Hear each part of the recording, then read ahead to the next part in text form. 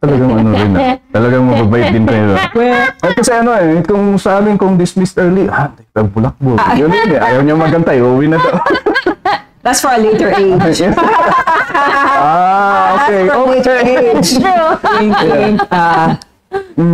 Yung mga kunikwento ng mga tatay niyo, ano yan mga yan? Yung mga advices niya, can you share us yung mga, meron siyang clinic ko yun as a real? Yeah, does he always, does he always share that? Yes, and I guess it's different when your children are daughters and you're a dad, right? I mean, in our culture, there's still bound to be a difference. And when yun nga yung dapat agsingsingput ka, kinanayon. Ay, mamati ka ni ako juice. Yeah. Mamati ka, tika ugalyang tayo nga inayan. Right? I remember noon, like, yun nga, growing up noon, kinder pa, diba? So, umaga lang ang pasok. We only had school during the daytime. So, we're at home before lunch. I remember noon, I think he might have been already, kasi preschool, maybe mayor na Yeah. Kasi early 90s. Yeah. So I remember him always, he's home by lunch because he would come home for lunch. He would come home for lunch.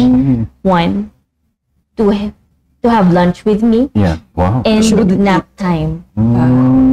Nap time and story time. Story time. His story time siya always his stories about like him growing up in Pachaan. Yeah. His life when he was young. Dun yung story time niya with me noon. So talagang alam niyo yung story niya when I was young and I remember always waking up tapos wala na siya. And then I asked mommy, namagak ni mama, ayan nga, where'd papa go? So she'd say na, he went back to the office.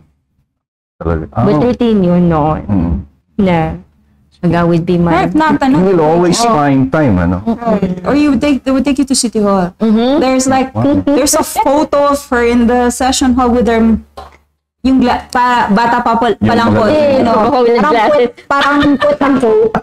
There's a photo of her at the edge of the frame with her big glasses in City Hall. Doon ka dinadala. City Hall and playground. City Hall, doon kami dinadala.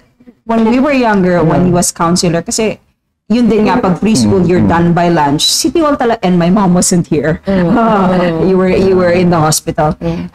Sa City Hall po kami dinadala, and then sinasabay po talaga kami umuwi. So yeah, run around City Hall. Normal na sa buhay niyo, yung talagang, so people will go to your house. Yes.